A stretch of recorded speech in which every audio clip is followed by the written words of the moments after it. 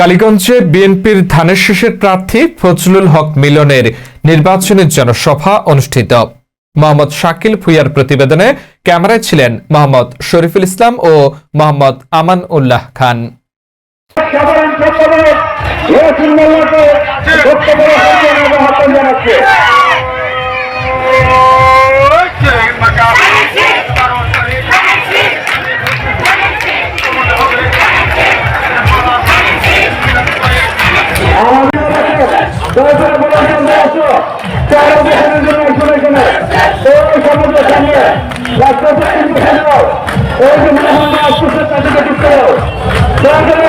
গাজীপুরের কালীগঞ্জ উপজেলায় বিএনপির মনোনীত ধানের শীষের পদপ্রার্থী ফজলুল হক মিলনের নির্বাচনী জনসভা অনুষ্ঠিত হয়েছে।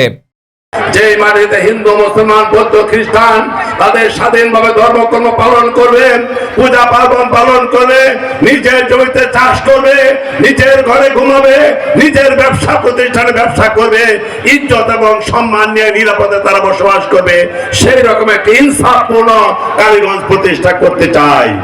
আর একটা কথা বলে দিতে চাই, অনেক রাজনৈতিক নেতৃবৃন্দ আছেন, কর্মী আছেন কালীগঞ্জে, তাদের অসংখ্য নেতা কর্মী হয়তো হাজার হাজার টাকা বেড়ে হাজার হাজার টাকা দর্শক করে এই বাংলাদেশ থেকে চলে গেছেন, কিন্তু নেতা কর্মীদের সবাই অপরাধী না।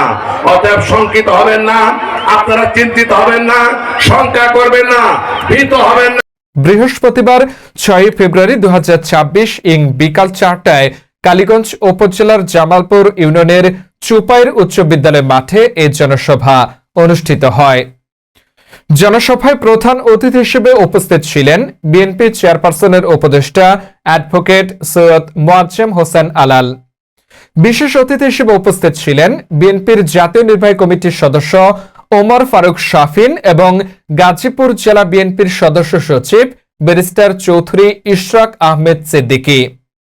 অনুষ্ঠানে সভাপতিত্ব করেন কালীগঞ্জ উপজেলা বিএনপির আহ্বায়ক হুমায়ুন কবির মাস্টার।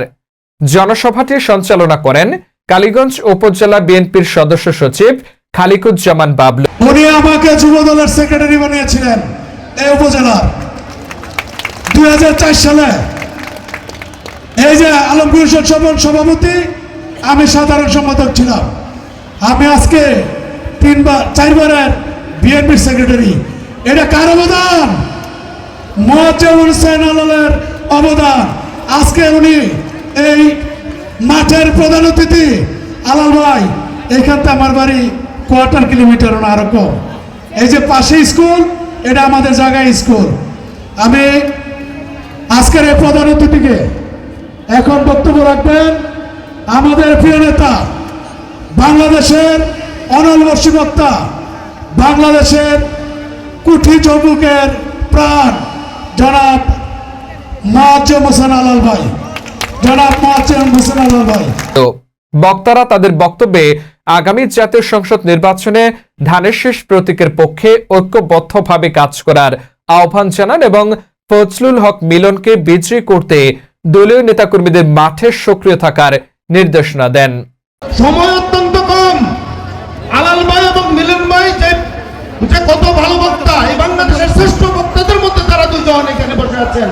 12 ফেব্রুয়ারি রোজ বৃহস্পতিবার জাতীয় সংসদ নির্বাচন অনুষ্ঠিত হবে। আপনারা সবাই ফজলুল হক মিলনকে ধানের শীষে ভোট দিয়ে জয়যুক্ত করবেন। সবাই ধানের শীষে ভোট দিয়ে জয়যুক্ত করবেন ইনশাআল্লাহ।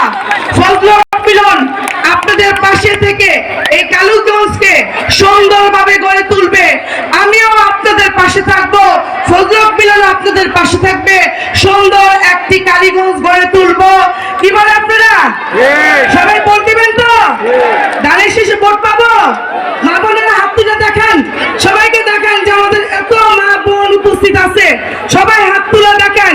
ইনশাআল্লাহ এই হাতগুলো আল্লাহর দরবারে কবুল হয়ে গেছে। সবাই অনেক ধন্যবাদ। জনসভায় কালীগঞ্জ উপজেলা ও বিভিন্ন ইউনিয়নের বিএনপি এবং অঙ্গ সহযোগী সংগঠনের বিপুল সংখ্যক নেতাকর্মী, সমর্থক ও জনতা উপস্থিত ছিলেন।